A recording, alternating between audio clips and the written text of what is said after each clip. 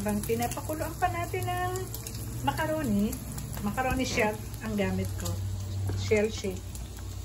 Ayan. Mas matagal itong lumambot kaysa doon sa elbow. Habang pinapakulong ko yan, nagsa-fry ako ng bacon. Tapos, itatabi ko to. Magigisa naman ako ng garlic. Tapos, magtatabi tayo ng konti pang ibabaw. Yan lang ang aking pampalasa bacon. Diyan na rin natin siya igigisa.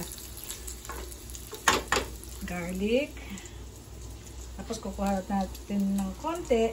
Tatabi natin pang garnish. Tapos, sunod na natin yung onions.